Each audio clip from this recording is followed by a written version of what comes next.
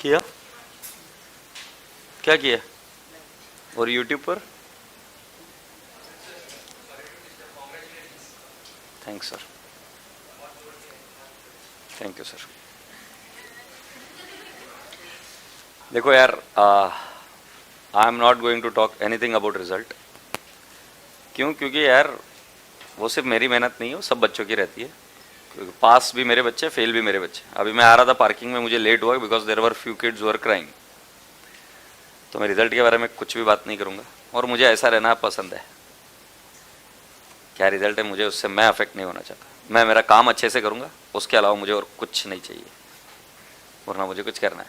अब तुमको अच्छा लगे बुरा लगे मुझे नहीं पता, but this is how I want to become now. क्या मतलब, एक पता नहीं यार, मतलब हर चीज हे जाऊ सोड रे, कुठपर्यंत पोहोचली आपली गाडी? तो अभी वो आकर गया तो मुझे लगा बोलना जरूरी है।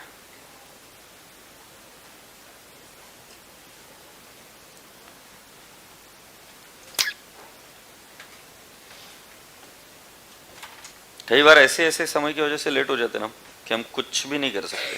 We can't do anything about it. ओ तेरी, मैं तो ऑनलाइन में आ गया बे। येड़े कब किया तूने मेरे को लाइव?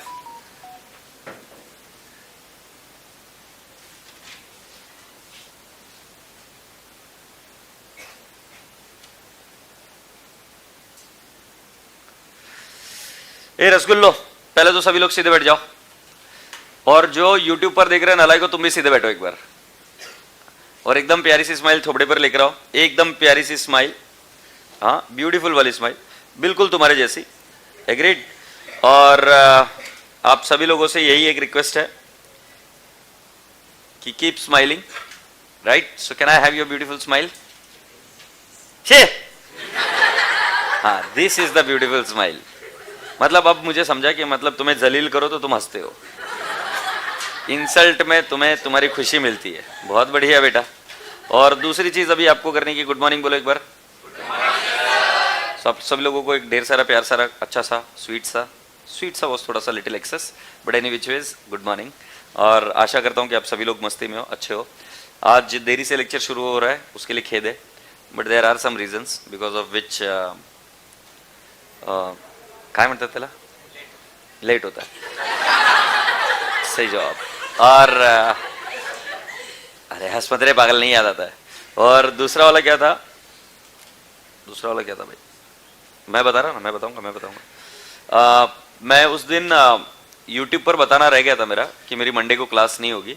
हालांकि मैं फेस टू फेस में तो आकर बोलकर गया था कि मैं मंडे को नहीं लूंगा, उस दिन बताना भूल गया। तो I am so sorry for yesterday, but हालांकि मैंने पूजा मैम को कल बोल दिया था, पूजा मैम ने आपको ये चीज़ बता दी गई होगी। एग्रीड? यस। सो ये बात हो गई कहाँ तक की, उसके बारे में।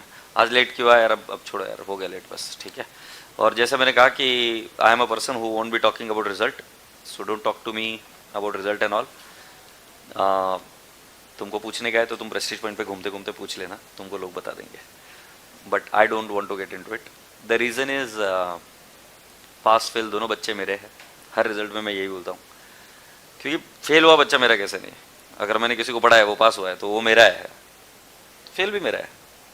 तो मैं किसी को भी मेरे लाइफ में ये चीज़ हमेशा करना चाहता था और करते रहूँगा, क्योंकि 7th तक मैं फेलियर था। 7th के बाद में आई स्टार्टेड स्कोरिंग। तो और मेरे लाइफ में मैंने बहुत लंबे अरसे तक मैं एक बहुत नॉर्मल इंसान रहा as in terms of money. तो जो लोग ऐसे रेट करते हैं ना कि तुम पास हुए फेल हुए, तो मतलब देखो, आज कल तक जो बच्चा एकदम बहुत भारी हीरो था मेरे लिए, और आज अगर रिजल्ट के बाद में हीरो ना रहे, तो मुझे लगता है मेरे में कोई तो प्रॉब्लम है। बराबर है ना? तो that is the reason I don't get into the results.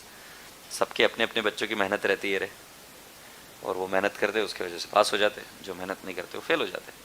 सो मैं रिजल्ट के बारे में ज़्यादा कुछ बोलबाला नहीं करता हूँ, क्योंकि मुझे एज अ पर्सन अच्छा लगता है कि जब मैं उनके बारे में चर्चा ना करूँ।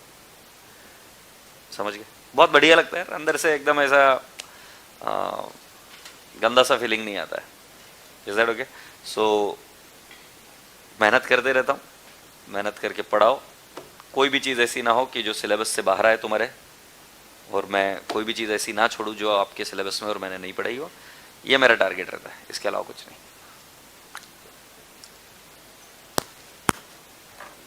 ठीक है? यस रसगुल्ले। और बाकी क्या बोलते हो? जिंदगी मस्त एकदम मस्ती में, ठीक है। इतने सड़े हुए क्यों बैठे हो? मतलब क्या हुआ आज? अंकिता पूजा मैम ने बहुत बोर किया क्या तुमको? क्योंकि पूजा मैम कभी बोर नहीं करती है, एकदम धमाकेदार शुरुआत रहती है। फिर तुम मेरे को देखकर बोर हो गए क्या? फिर मैं जाऊं क्या? फिर हुआ क्या? ठंडी ज्यादा बज रही है।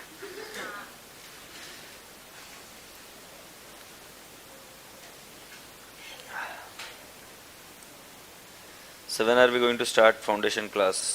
कौन सी रे? अभी फाउंडेशन क्यों चालू करेगा मैं?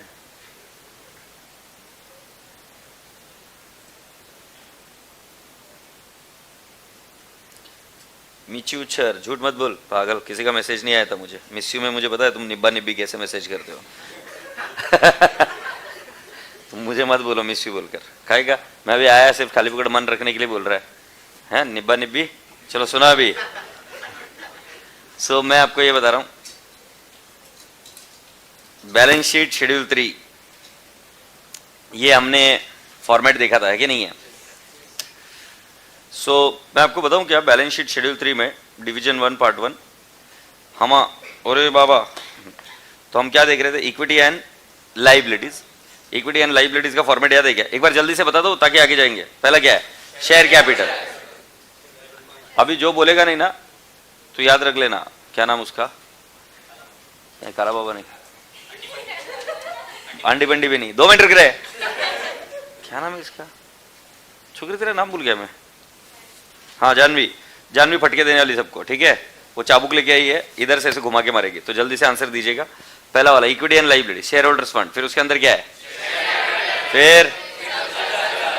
फिर नॉन करंट लाइबिलिटी में 4, लॉन्ग टर्म बोरिंग, फिर डेफर्ड टैक्स लाइबिलिटी, फिर लॉन्ग टर्म प्रोविजन, और फिर अदर नॉन करंट लाइबिलिटीज। फिर क्या है? करंट लाइबिलिटीज में कितने हैं? 4। पहला वाला short term boring, trade payable, short term provision, और फिर अदर करंट लाइबिलिटी। असेट्स में non current assets, PPE. PPE के अंदर 4 हिस्से, राइट? 4 हिस्से मतलब पीपीई, पीपीई के बाद में intangible assets, capital work in progress, intangible under development, फिर non current investment, deferred tax asset, long term loans and advances, other non current asset. कभी नहीं देख देख कर बोल रहा है तू, चश्मा पोपटा, ऐसा नहीं बोलते। बुद्धि में स्टोर करो, मेमोरी है उधर, समझे? करंट असेट, फिर करंट इन्वेस्टमेंट, फिर inventory, trade receivable, cash and cash equivalent, short term loans and advances, other current assets. PNL का फॉर्मेट याद है क्या है? पहला वाला रेवेन्यू फ्रॉम ऑपरेशंस, फिर अदर इनकम, फिर टोटल रेवेन्यू, फिर एक्सपेंसेस में पहला वाला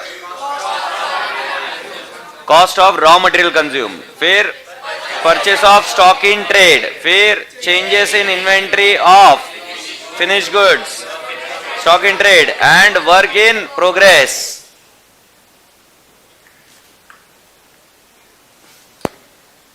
क्या चौक नहीं मार सकते तो गोटी मारने कैसे? ये कहां तक हो गया बेटा जी? ये 3 चीजें। फिर 4th one employ benefit cost, फिर डेप्रिसिएशन फाइनेंस कॉस्ट, फिर डेप्रिसिएशन एंड अमोर्टाइजेशन, फिर अदर कॉस्ट, टोटल एक्सपेंसेस। फिर क्या आएगा? Profit before exceptional, extraordinary and tax, फिर लेस, एड लेस मतलब add less exceptional item, profit before extraordinary item and tax, फिर add less extraordinary item, फिर profit before tax, less tax expense, current tax and deferred tax. फिर आएगा profit from continuing operation, फिर profit from discontinuing operation, right? Less tax effect, profit from discontinuing operation आ जाएगा, से yes. फिर total profit A plus B, मतलब continuing और discontinuing दोनों को डिस्काउंट करके ऐड, दोनों ही ऐड करने के बाद में क्या करेंगे? Earning per share, basic and diluted. क्या बोलते रहे चिंटिया? चिंटा समझा क्या? आशा करता हूं कि सभी लोगों को ये यहां तक समझ में आया। अब आज हम हमारी प्रक्रिया को थोड़ा सा और आगे बढ़ाते हैं and will be talking about few more things. और आज मैं ज़्यादा नहीं पढ़ा पाऊंगा आपको, but just that I will be giving you the breakup of all this things. और एक बार अभी जैसे ये हमने शेयर कैपिटल का नोट देख लिया था, बराबर है ना? फिर दूसरा वाला कौन सा देख लिया था, reserves and surplus. Now what we are gonna do is we are gonna start with this part कि long term borrowings, long term provision, other current liabilities, DTL AS 22 में होगा. सो अब इसका ब्रेकअप देना पड़ेगा, जैसे शेड्यूल 1, शेड्यूल 2 या note 1, note 2 हमने दिया था, याद आ रहा है क्या?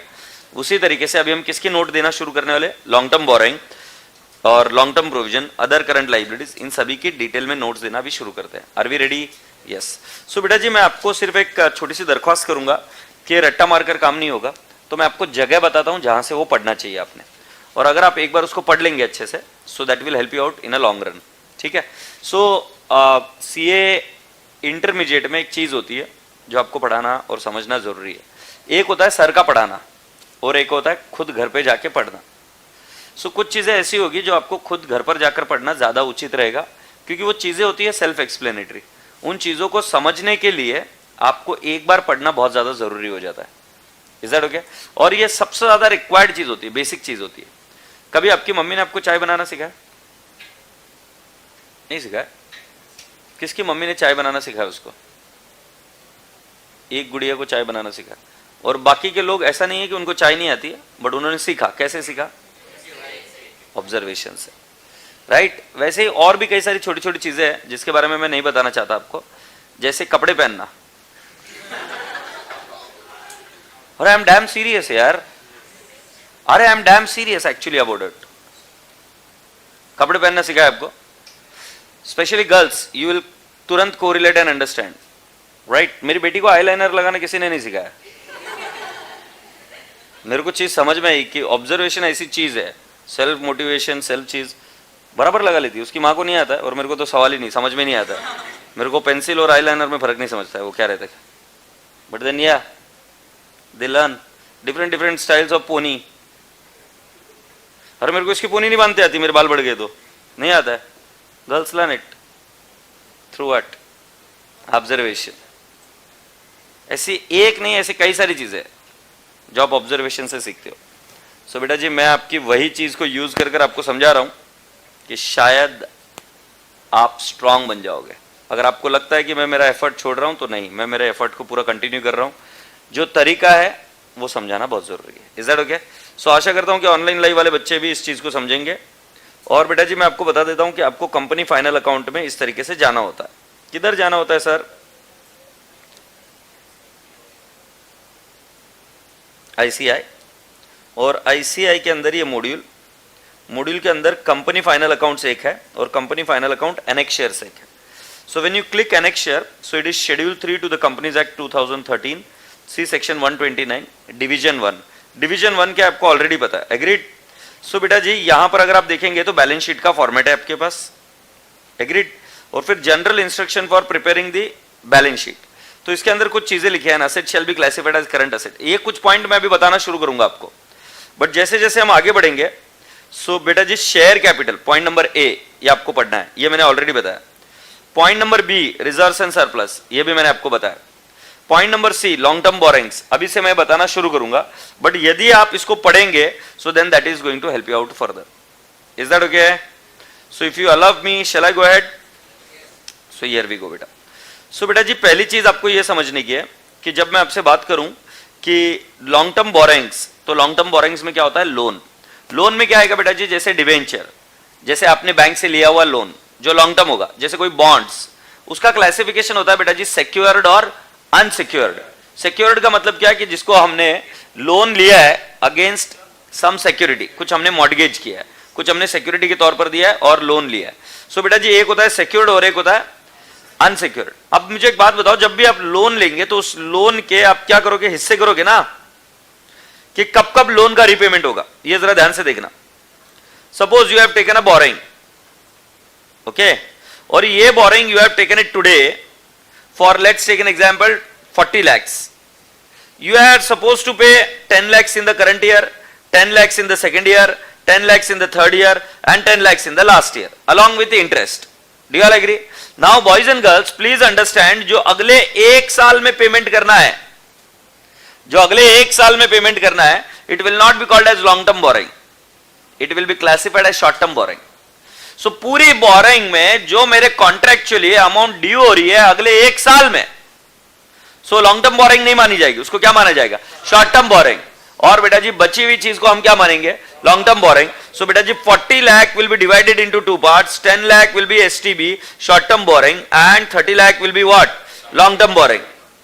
Agreed? Let me ask you again, suppose तुम्हारा लोन है 50 लाख का, उसमें से आपको भरना है पहले साल में 5 लाख, फिर भरना है 20 लाख, फिर भरना है 25 लाख। तो मुझे बता दीजिए कि इसका क्लासिफिकेशन कैसे होगा? 5 लाख क्या होगा? शॉर्ट टर्म बोरिंग, और बचा हुआ क्या होगा? Long term boring. आशा करता हूं कि आपको समझ में आया। तो बेटा जी LTB is to be classified like this. क्या आप लिख सकते हो ये चीज? थोड़ा ना को देखो, जल्दी से लिखो। फिर ए पोट्टे लिख जल्दी।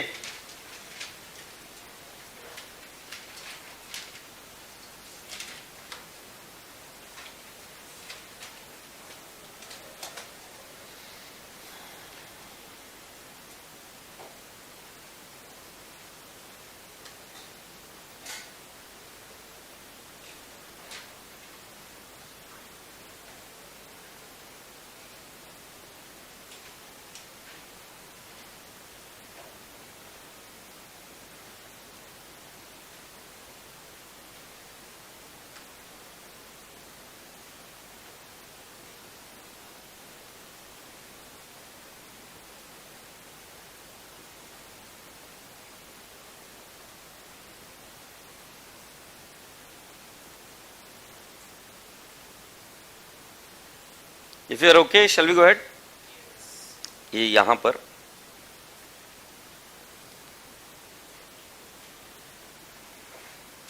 भाई ये सिलेबस ही चल रहा है सीए एस्पिरेंट। एक बार अगर हो सके ना तो सीए एस्पिरेंट लिखने के बाद में थोड़ा सा और एक काम करने का, सीए के बारे में रिसर्च, सिलेबस के बारे में रिसर्च थोड़ा सा देखने का बेटा, बहुत अच्छा रहता है। सिर्फ नाम लिखने से सीए एस्पिरेंट एस्पिरेंट नहीं बन जाता। क्या कैमरा में देख रहा हूँ, नेड़े तेरे को थोड़ी देख रहा हूँ, तू खाई डर रहा है। फिर मैं कुछ भी आकर बड़बड़ करता है यार। और पता नहीं आजकल एक नया फैशन है, आओ सर को टीचर को रेट करो। अरे थोड़ा सा उठ जा भाई, थोड़ा सा लेवल पर आ जा, 2-4 बुक्स पढ़ ले, थोड़ा सा मॉड्यूल खोल कर देख ले, फिर आकर बात कर ले, अच्छा रहेगा तेरे लिए भी। सो कहां पर थी हमारी बात, ये देखो।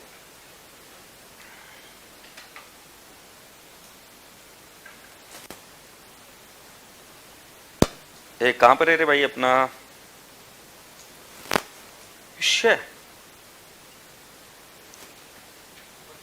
चुप रहे सच्ची। ओके मुझे बहुत बुरा लगा पर तुमने ऐसा किया तो।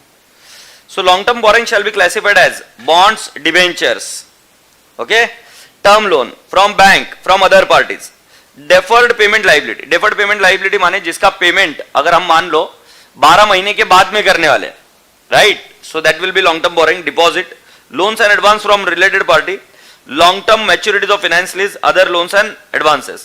बेटा जी ये चीज आपको इतना तंग नहीं करेगी। I'll be able to do ये मतलब मैं आपको क्या बताने की कोशिश कर रहा हूं कि ये सारी चीजें आप आराम से कर लोगे, इसमें कोई टेंशन वाली बात नहीं है कि सर ये ऊपर कुछ लिखा है फाइनेंस लीज, ये तो समझ में नहीं आ रहा। बेटा जी AS19 होते ही आपको समझ में आ जाएगा। तुम बोलोगे सर रिलेटेड पार्टी का कुछ समझ में नहीं आ रहा है, जैसे ही AS18 हो जाएगा रिलेटेड पार्टी आपको समझ में आने लग जाएगा।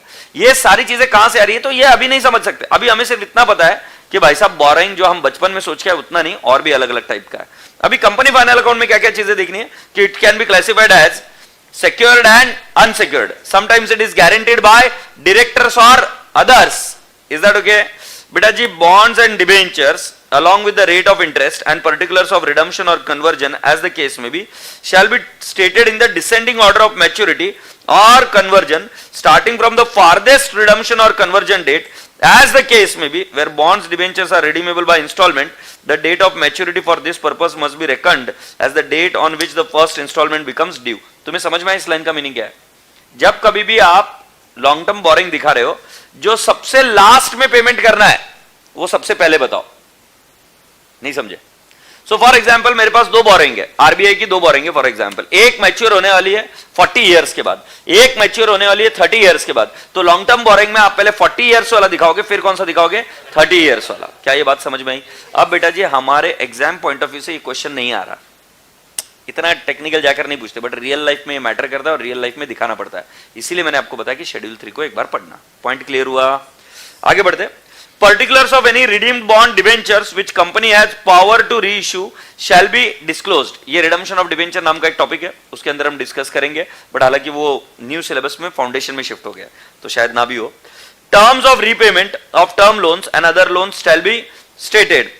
Period and the amount of continuing default as on the balance sheet date in repayment of loan and interest shall be specified separately in each case। अगर आप लोन का रीपेमेंट नहीं कर रहे हो तो आपको वो सेपरेटली डिस्क्लोजर दिखाना है, क्योंकि अगर मान लो लोन का ड्यू डेट आ गया, आप रीपे नहीं कर रहे हो, तो बोलते वक्त तुम उसको बोरिंग ही बोलोगे, बट अगर डिफॉल्ट हुआ तो वो डिस्क्लोज करना जरूरी है। सो कुल मिलाकर आप लॉन्ग टर्म बोरिंग में क्या दिखाओगे बेटा जी? अगर किसी व्यक्ति से पैसा लिया तो। अब मैं तुमको एक बात बताता हूं, अगर मैं यही चीज मैं पढ़ा रहा हूं ना, मतलब जब मैं टेक्स्ट बुक में, सो लॉन्ग टर्म बोरिंग के बारे में मैंने क्या क्या लिखा है, मुझे पता है तुम क्या चीज सोच के नाराज हो रहे हो, तो मुझे ये समझाना जरूरी है। तुम क्या चीज सोच के नाराज हो रहे हो? देखो मैं बराबर, सर इतना कैसे पता चलेगा? इतना नहीं पढ़ना है, पढ़ना तो actually exam point of view से इतना ही है। ये देखो इधर, किधर है, कौन सा यूनिट 1 2 3 4, ये कौन सा यूनिट रहेगा? कंपनी फाइनल अकाउंट, ये रहा unit 3। So company final account में जब आप शेड्यूल 3 करोगे, बराबर है। सो बेटा जी अगर मैं ये पढ़ा देता तो आपको इजी लगता है कि नहीं है? ये पढ़ा देता तो बहुत इजी लगता, बट बेटा सिखाना पड़ेगा ना मुझे आपको। अभी एग्जाम पॉइंट ऑफ व्यू नहीं देखना है, सिर्फ आपको क्या है रियल लाइफ ये भी देखना है। तो ये यहां पर अगर मैं पढ़ा देता बेटा जी बॉन्ड्स, डिबेंचर, टर्म लोन्स, फिर थोड़ा सा डेफर्ड पेमेंट लाइबिलिटी के बारे में बोल देता, डिपॉजिट्स, अगर मान लो आपने डिपॉजिट्स लिए तो हमारे लिए क्या है? बोरिंग है। कैसे? एक एग्जाम्पल देखना, तुम्हारी बैंक तुमसे एफडी लेती है तो बैंक के लिए क्या है? वो डिपॉजिट। तो बैंक के लिए क्या है? लाइबिलिटी, बोरिंग है ना। तुमसे तुम्हारी कॉलेज डिपॉजिट लेती है, सो कॉलेज के लिए डिपॉजिट क्या है? लाइबिलिटी है। तो उन्होंने बोला डिपॉजिट होगा। तो long term loans from related party, long term मैच्योरिटीज of financial lease obligation, other loans and advances specify. ये इजी लगा, बट जब मैं यही चीज यहां से पढ़ रहा था बेटा मॉड्यूल से, तो क्या ये चीज इजी लग रही थी? क्या ये चीज इजी नहीं लग रही थी, बट इसके अंदर थोड़ा सा रिसर्च जाएगा ऐसा। सो बेटा जी एक चीज और ध्यान में रखो कि जो रट्टाबाजी का एक स्टाइल था ना, जो बचपन में चला करता था, अब उसको बंद कर दो। लॉन्ग टर्म बोरिंग्स को आपको सिर्फ पढ़ना है, ये धीरे धीरे आपके दिमाग में रजिस्टर होते रहेगा। Is that okay? So long term boring में हम क्या दिखाते हैं बेटा जी? जो कुछ भी पैसा हमने लोन पर लिया जिसके ऊपर हम क्या देने वाले? इंटरेस्ट। बेटा जी ये लॉन्ग टर्म बोरिंग है, और शॉर्ट टर्म बोरिंग रहेगा वो सेम रहेगा क्या? 100%। शॉर्ट टर्म बोरिंग में क्या रहेगा? जैसे लॉन्ग टर्म में है वैसे ही शॉर्ट टर्म में। शॉर्ट टर्म में सिर्फ क्या रहेगा? विद इन 1 ईयर, 12 मंथ्स के अंदर अंदर जिसका पेमेंट करना है वो किस में क्लासिफाई हो जाता है? Short term boring. तो जैसे लॉन्ग टर्म करते शॉर्ट टर्म बोरिंग, इधर देख लो वही सब चीजें है कि नहीं है? Short term borrowing shall be classified as loan repayable on demand from bank, from other parties, loans and advance from related parties, ये S18 में होगा, deposits, other loans and advance specify. Each borrowing shall be sub classified into secured and unsecured, where loans are guaranteed by the directors or others. The aggregate amount of such loans under each head shall be disclosed. Period and the amount of default as on the balance sheet date in repayment of loan interest shall be specified separately in each case. मतलब क्या कि आपका loan amount और interest amount ये दोनों अलग अलग बताओ, और अगर आपने डिफॉल्ट किया तो वो भी चीज बताओ। अब लास्ट वाली लाइन देख लो, जो मैंने चीज सिखाई थी वो बराबर है क्या? Current मैच्योरिटीज of long term borrowing shall be disclosed separately. तो मैंने आपको क्या बताया था? लॉन्ग टर्म बोरिंग के 2 हिस्से हुए। वो 40 लाख का मैंने आपको बताया कि कितना 30 लाख किस में जाएगा? LTB में, और 10 लाख किस में जाएगा? STB में। STB का मतलब क्या है? Short term borrowing. Is that okay? So बेटा जी शेड्यूल 3 का कंसाइज फॉर्मेट तो है तुम्हारे पास, उसकी चिंता मत करो, फिर वो तो ऑटोमेटिकली याद रह जाएगा, बट थोड़ा सा डिटेल में पढ़ ले तो अच्छा रहेगा। तो मैं आपसे अगला प्रश्न पूछूं, ऐसी कौन सी कंपनी पास्ट में डूबी जो इस सेक्शन की वजह से डूबी? ऐसी कौन सी कंट्री रिसेंटली डूबी जो इस सेक्शन की वजह से डूबी? अब ये स्टॉक मार्केट के बारे में बात चल रही है। कौन सी? श्रीलंका, बिल्कुल सही। तो उनका क्या बढ़ गया था? डेट। अभी कौन सी कंट्री के बारे में ऐसी चर्चा चल रही है? पाकिस्तान। अगर कल की न्यूज पढ़ोगे, so they have got only 1.2 billion left which can only support the 25 days of imports. ऐसी कौन सी कंपनी थी जो डेट के वजह से मर गई, बंद हो गई? बहुत बड़ी कंपनी थी बट डेट में गई। हाँ, किंगफिशर एक एग्जाम्पल है। और अगर गई नहीं, बट एक कंपनी अगर आप देखेंगे सुजलॉन, सुजलॉन किसके अंदर दबी? डेट के अंदर, लोन के अंदर दब गई सुजलॉन। समझ में आ रहा है बात ध्यान में? जब कभी भी आपकी रेवेन्यू और आपका इंटरेस्ट में मैचिंग नहीं है तो उस केस में राजा बेटा जी it is a clear cut and sure short sign that the company will go है। तो किसी भी कंपनी का अगर आपको शेयर खरीदना है तो पहली चीज ये देख लो कि उसका डेट कैसा है, क्योंकि डेट सर्विसिंग करना कंपलसरी है। सर्विसिंग मतलब उसका इंटरेस्ट देना कंपलसरी है। तो जब डेट का सर्विसिंग होता है तो ओनर के लिए कम बचता है, और ओनर के लिए कम बचता है तो वो शेयर प्राइस नहीं भागेगा, मतलब नहीं भागेगा। अडानी शेयर के बारे में अलग अलग जगह से अलग अलग इंक्वायरीज, अलग अलग बातें होती रहती है अडानी के बारे में, क्योंकि ऐसा बोला जाता है कि उनका डेट बहुत ज्यादा है, कुछ लोग उसको नहीं खरीदते। तो अगर आपको मौका मिले तो उसके डेट के बारे में कई सारे अच्छे दिग्गज लोगों ने एनालिसिस कर बताइए चीजों की, स्टॉक मार्केट के बारे में, तो वो देखना शुरू करो। डेट एक ऐसी चीज है कि जिसको समझना बहुत ज्यादा जरूरी है। एयर इंडिया बिक नहीं रहा था, कोई नहीं खरीद रहा था उसको, क्योंकि उसके ऊपर डेट बहुत ज्यादा था। सो टाटा को जब उन्होंने बेचा, so what did they do? They reduce the date of, मतलब वो डेट गवर्नमेंट ने खुद पर रखा और फिर बोला कि टाटा कोई आप एयर इंडिया को ऐसे ही खरीद लो। क्या आपको बात समझ में आ रही है क्या? सो आशा करता हूं कि पूरी क्लास को ये बात समझ में आई। तो डेट एक सबसे महत्वपूर्ण चीज है अगर आप स्टॉक मार्केट को स्टडी कर उसके अंदर इन्वेस्ट करना चाहते हो। Is that okay? और डेट के अंदर बेटा जी शॉर्ट टर्म बोरिंग्स, वो आगे और एफएम में बात करेंगे, अभी नको वो ज्यादा हो जाएगा। ए तो अभी आपको दो समझ में आए, लॉन्ग टर्म बोरिंग और शॉर्ट टर्म बोरिंग। दूसरा तुम्हें याद है लॉन्ग टर्म बोरिंग के बाद में था डीटीएल। डीटीएल बेटा जी अभी नहीं बता सकते, हम कहां पर देखेंगे? AS22। डीटीएल के बाद में बेटा जी और एक था long term provision and other non current liability. So let me talk about the long term provision, right? Long term provision में क्या होता है? जैसे मान लो कि आपने प्रोविजन फॉर ग्रेच्युटी किया। क्या किया? Provision for gratuity. अब प्रोविजन फॉर ग्रेच्युटी कहां पर दिखाएंगे बेटा जी? लॉन्ग टर्म प्रोविजंस में। सो बेटा जी जो एम्प्लॉइज के, अभी अभी आप अगर ध्यान से सुनेंगे तो पेंशन्स के बारे में बात चल रही है, सुना है कि नहीं सुना है? सो बेटा जी अगर कोई कंपनी तुरंत पेमेंट नहीं करना है, बट उसका पेमेंट होगा 12 साल बाद, 20 साल बाद, 20 इयर्स डाउन द लाइन, और जो पेमेंट होगा उस पेमेंट के अंदर, कान खोलो सुनो, मुझे पता ही नहीं कि कितना पेमेंट करना पड़ेगा, क्योंकि जो पेमेंट करना होगा लास्ट ड्रॉन सैलरी के बेसिस पर आगे पेंशन करना होगा। ग्रेच्युटी कैसे करेंगे? On the basis of last drawn salary. अब मैं आज कैसे बता दूं लास्ट ड्रॉन सैलरी कितनी होगी? से यस और नो? सो बेटा जी इन सारी चीजों का क्या क्रिएट किया जाता है? प्रोविजन। बट बेटा जी अभी आप कितनी जोर लगा लो, लॉन्ग टर्म प्रोविजन अभी आपको समझ में नहीं आएगा जब तक कि आपका इनकम टैक्स एक्ट नहीं हो जाएगा। इनकम टैक्स एक्ट में आपका सैलरी नाम का टॉपिक है, जिसके अंदर ये सारी चीजों के बारे में वो चर्चा होगी कि सैलरी में क्या क्या अलग अलग चीजें मिलती है। से यस? तो उसका हम क्या कर रहे हैं बेटा जी? Long term provision. बेटा जी उसी प्रकार से शॉर्ट टर्म प्रोविजन भी होते हैं। प्रोविजन और लाइबिलिटी में क्या फर्क है? मोटा मोटी सीख लेते हैं, मोटा मोटी। वैसे AS29 में हम दोबारा करेंगे इसको। प्रोविजन क्या होता है कि किस व्यक्ति को देना है, कितना देना है, कब देना है, पता नहीं है। जैसे मान लो तुम मेरे क्रेडिटर हो, तो मुझे क्लियरली पता है कि तुम्हें देना है 1 महीने बाद देना है, 10,000 रुपए देना है, तुमसे गुड्स खरीदी किए इसलिए देना है, तुम्हारा इनवॉइस है। प्रोविजन ऐसा नहीं होता है।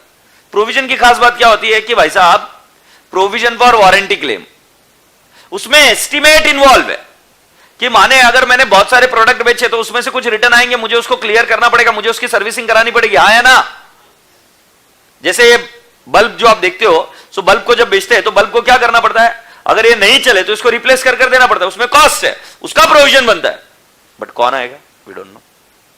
कितना देना पड़ेगा? We don't know, it is an estimate. Yes sir, कब देना पड़ेगा ये भी नहीं पता। सिमिलरली अगर मैं बात करूं एम्प्लॉइज के बारे में, तो एम्प्लॉइज के बारे में उसकी लास्ट ड्रॉन सैलरी कितनी होगी मुझे नहीं पता। मुझे यह पता है कि इस व्यक्ति को देना है, बट कब देना है ये नहीं पता, क्योंकि वो शायद मर भी जाए, शायद रिटायर हो जाए, शायद पहले छोड़ दे, मुझे नहीं पता। सो कब देना है नहीं पता, किसको देना है शायद ये पता है, कितना देना है ये भी नहीं पता। कितना देना है क्यों नहीं पता? क्योंकि किसकी क्या लास्ट ड्रॉन सैलरी होगी मुझे नहीं पता। सो प्रोविजन और लाइबिलिटी में फर्क क्या है? तो liability is certain in terms of amount, it doesn't require estimation, but बेटा जी प्रोविजन रिक्वायर्स एस्टिमेशन। ये सबसे मेन मुद्दा है। तो ये प्रोविजन, तो प्रोविजन और लाइबिलिटी में ऐसे विशेष कोई फर्क नहीं है, बट बेटा जी कब देना है, किसको देना है, कितना देना है, ये पता नहीं। अच्छा, ये सारी चीजें नहीं पता क्या? नहीं, नॉट ऑलवेज। समटाइम्स आपको ये पता है किसको देने का है, कितना देने का है पता नहीं, तो एस्टिमेट करना पड़ता है। Is that okay? ऑलराइट, आशा करता हूं कि आपको प्रोविजन समझ में आए। प्रोविजन भी कैसे? शॉर्ट टर्म और लॉन्ग टर्म। अच्छा, अदर नॉन करंट लाइबिलिटी, ये दिख रहा है क्या? अदर लॉन्ग टर्म लाइबिलिटीज में बेटा जी क्या क्या आ सकता है? Trade payable. साला ससुरा ट्रेड पेबल इधर कैसे क्या आ गया? ट्रेड पेबल आ सकता है यदि आप उसको 12 महीने के बाद में अपने लॉन्गर ड्यूरेशन लिए रीपेमेंट करने के लिए, तो उसको हम क्या बोलेंगे, ट्रेड पेबल। जैसे तुमको ये वोडाफोन वाला किस्सा याद है क्या? सुप्रीम कोर्ट का एक डिसीजन आया था वोडाफोन में, क्या आया था? वो कुछ एक गवर्नमेंट को पैसे भरने थे, हाँ नहीं दिया था क्या, 10 साल का उनको टेन्योर दिया भरने के लिए, पागल है क्या कुछ भी? पढ़, सुप्रीम कोर्ट का डिसीजन आया था, they got 10 years of time to pay it. But क्या उन्होंने लोन लिया था क्या? ना। क्या वो प्रोविजन है क्या? ना। हाँ नहीं, वो पेमेंट करने का, तो किधर क्लासिफाई करेगा? देखो टैक्स तो नहीं जाएगा, शॉर्ट टर्म बोरिंग में तो नहीं जाएगा, देखो लॉन्ग टर्म बोरिंग में जाएगा नहीं। अबे लोन नहीं लिया ना, अच्छा तुमको वोडाफोन का केस ही नहीं पता ना, तभी मेरे पास घूर घूर कर देख रहे, देखो थोड़ा सा और देख लो। कई बार ऐसा होता है कि कुछ केसेस में वो हमारा ट्रेड पेबल भी नहीं है, वो हमारी बोरिंग भी नहीं है, वो हमारा टैक्स पेबल भी नहीं है, डीटीएल भी नहीं है, तो है क्या वो? जिसका कोई नहीं उसका कौन है? अदर। जैसे अभी तुमको पता नहीं तुम्हारा कौन है, तो तुमको मालूम है कोई तो अदर है। वो गाना उसने काजोल ने ऐसे लिखा था, मेरे ख्वाबों में जो आए, समझे कि नहीं? वैसे ही है other current, other non current liability. तो एक बार अदर नॉन करंट लाइबिलिटी को एक बार पढ़ेंगे क्या? मैं भी वही बोल रहा था, पढ़ लेते हैं। ये कोई तो डाउनलोड किया था मैंने, किधर गया है? अयो अयो,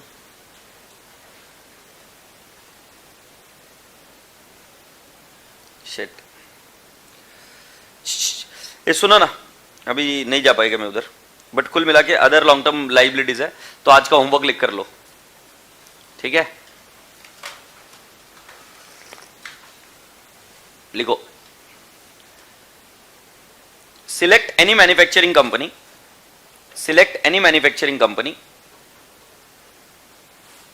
select any manufacturing company and check their debt, and check their debt, debt माने borrowings, check their borrowings, select any manufacturing company and select their borrowing।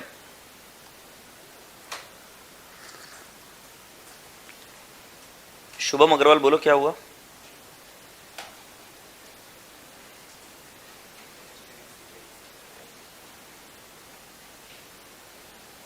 अरे वो स्टॉक मार्केट के लिए बुक भूल गया यार मैं देना, सॉरी सॉरी।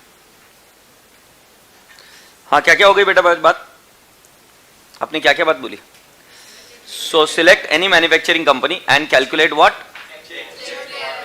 हाँ, चेक देयर बोरिंग्स। सो करेंगे आप, क्योंकि ये स्टॉक मार्केट में भी हेल्प करेगा, तो मैं भी आपको उस तरीके से ग्रूम कर रहा हूं, तो आपको बोरिंग देखने की, राइट? कोई भी ग्रुप आप देख के आना और कल मुझे बताएंगे। सेकेंड चीज आपको क्या देखने की, when download the financials and check other long term liabilities. क्या चेक करके आओगे? Other long term liabilities.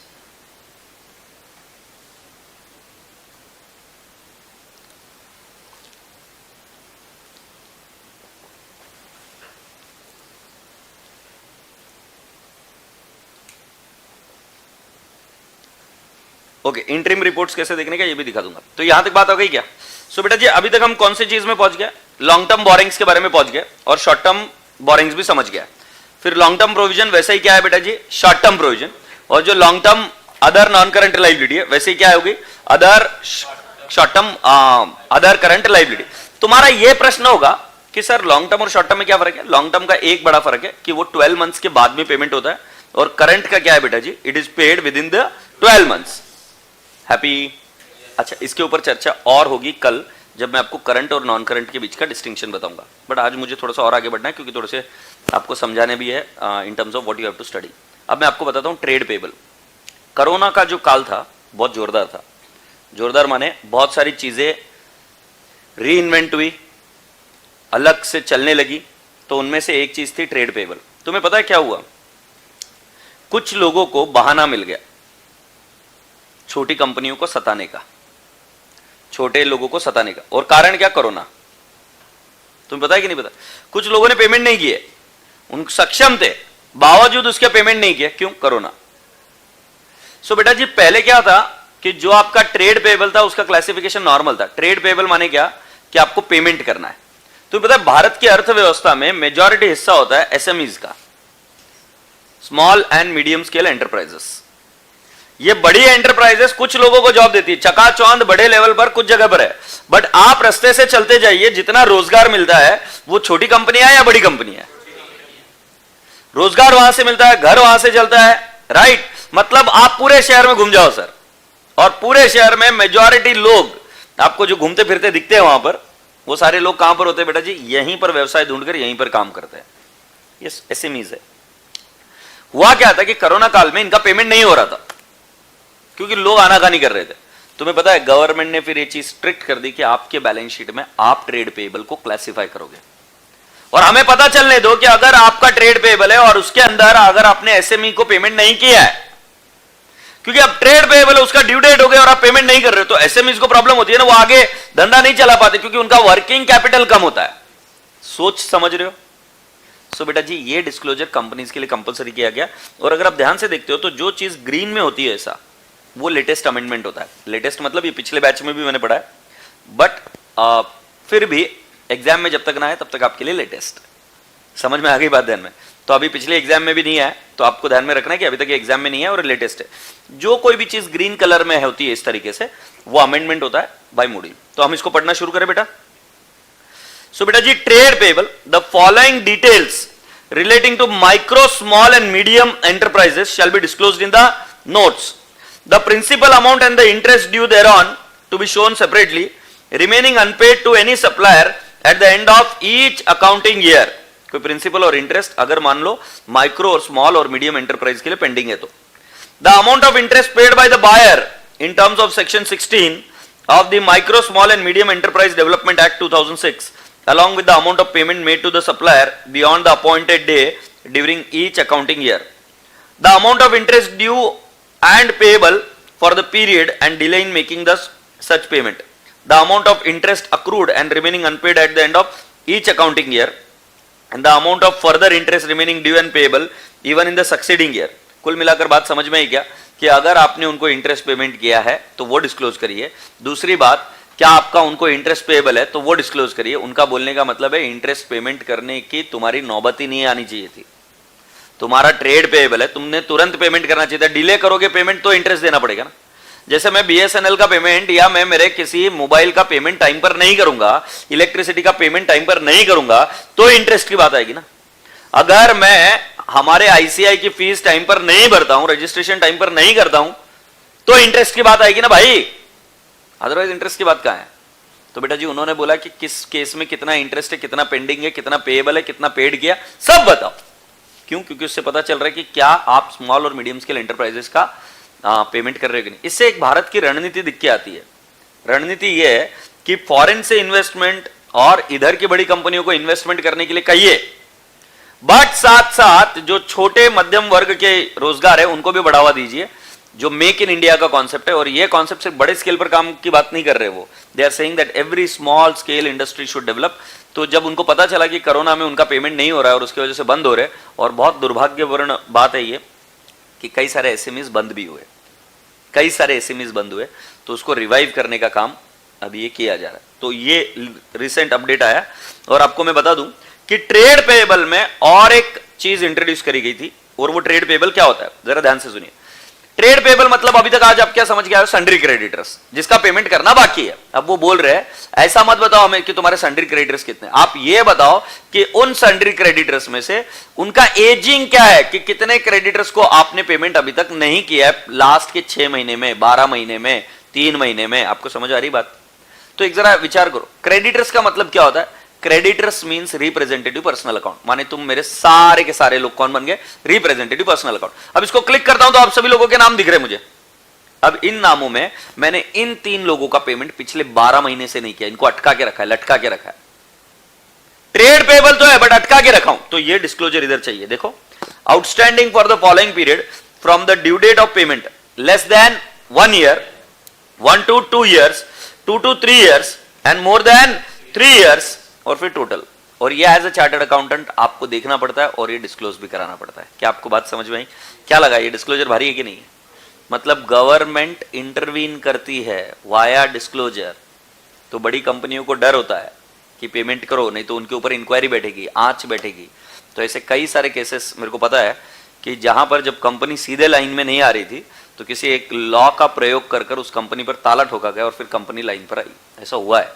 अब मैं उन चीज़ों के बारे में नहीं जाना चाहता, बट ये एक ट्रेड पेबल के बारे में चीज़ें बताई गई है। तो हर एक कंपनी में जब आप जाओगे तब आपको एक रिस्पेक्टिव ट्रेड साइकिल देखने को मिलेगी, और ये ट्रेड साइकिल इधर ऐसी है। आशा करता हूं कि आप सभी लोगों को ये बात समझ में आई। ऑनलाइन लाइव के रसगुल्लों की बात ध्यान में ही क्या? अच्छा, अगर मैं यही चीज़ मेरे इसमें से करा था, राइट, क्योंकि मैं एग्जाम पॉइंट ऑफ व्यू से देखता, तो एग्जाम पॉइंट ऑफ व्यू से आपको ट्रेड पेबल के बारे में क्या पता चलता कि हाँ ट्रेड पेबल है, उसका एजिंग, ये एग्जाम में नहीं आता है क्योंकि पूछते नहीं इतना डिटेल में, बट आपको पता होना चाहिए कि एजिंग इस तरीके से की जाती है। Is that okay? ऑलराइट, सो राजा बेटा जी यहां तक हुआ। एक मेरी तरफ से होमवर्क लीजिए। Check the schedule of trade payable, check the schedule of trade payable, check the schedule of trade payable. एक सेकंड, स्वप्निल सर का फोन है।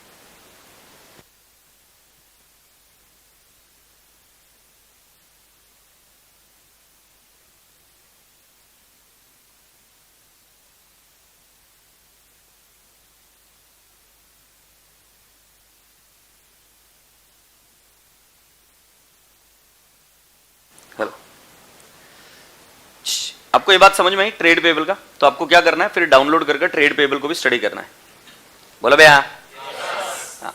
सो ट्रेड पेबल में आपको क्या चीज समझ में आई कि ट्रेड पेबल मतलब अभी तक हम बचपन में क्या थे, सुंदर बच्चे, सन्ड्री क्रेडिटर्स, बात खत्म, जिसको पेमेंट करना है। बट अभी हमको क्या समझ में आया कि नहीं, हमको ये डिस्क्लोजर्स भी देने पड़ते हैं, और ये डिस्क्लोजर पर हम काम करेंगे, आपने चिंता नहीं करना, डोंट वरी अबाउट दैट, ठीक है? हियर वी गो। ए यार, ये बच्चों को मैं दिख रहा है क्या?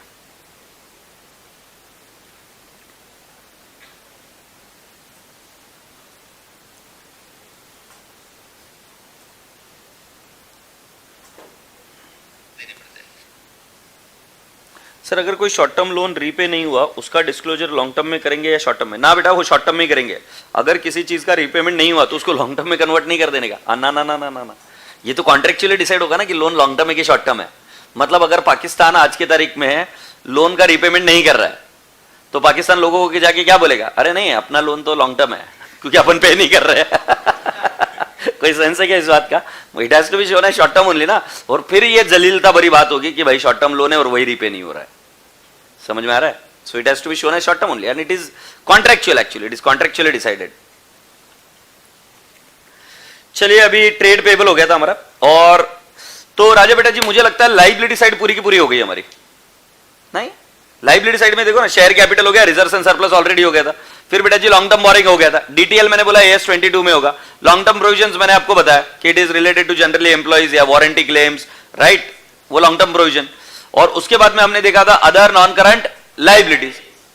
फिर बेटा जी हमारे करंट लाइबिलिटीज में ऊपर के जो है वही नीचे है, सिर्फ जो लॉन्ग टर्म है वो क्या बन जाते हैं? Short term. बट उसके अंदर एक ही तो नया आइटम आया, ट्रेड पेबल। और ट्रेड पेबल के बारे में हमने चर्चा कर ली। तो क्या बेटा जी इस तरीके से याद हो सकता है क्या? यस। सो बेटा जी, जब मैं कल आपको एक फॉर्मेट प्रिंटआउट्स दूंगा तो उस फॉर्मेट प्रिंटआउट में चीजें इतनी डिटेल में नहीं होगी, बट आज के लिए मैं आपसे रिक्वेस्ट करूंगा कि इन सभी चीजों को एक बार पढ़कर ले लेना मॉड्यूल में। और मॉड्यूल में कहां से पढ़ना है आपको पता चला? Annexures, and this is the best time to read them, and tomorrow onwards we'll have small concept question wherein we'll start solving them कि करंट का मतलब क्या है, नॉन करंट का मतलब क्या है, वर्किंग कैपिटल साइकिल क्या होती है, इन चीज़ों के ऊपर। फिर कुछ चीज़ों के बारे में डिस्क्लोजर कैसे होंगे, तो मैं क्वेश्चन आंसर द्वारा आपको समझाना शुरू करूंगा। आपको ये बात क्लियर हो गई? सो राजा बेटा जी, अभी मुझे आज जाना पड़ेगा, बिकॉज जैसे मैंने बताया कि आज we have got some work, so I am extremely sorry for today. But क्या करेंगे तुम? क्या पढ़ेंगे? एनेक्शर पढ़ के आएंगे। Is that okay? और कल से फिर अपन थोड़ा सा और फुल फ्लेजेड कर देंगे। So tomorrow onwards I will give you the print outs also and will keep going it. चलो प्यार से बाय बाय बोलो मुझे online live.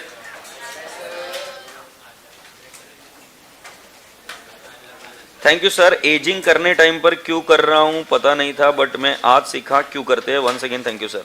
But Nutan Raj, आप कहां पर करते थे एजिंग?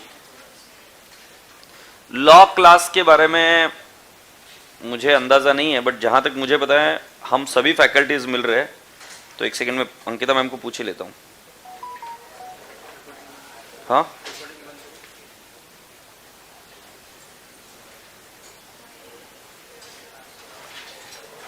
नहीं, अंकिता मैम का कोई डिस्क्लोजर इस पर नहीं है ना, टेलीग्राम और इस पर नहीं है ना।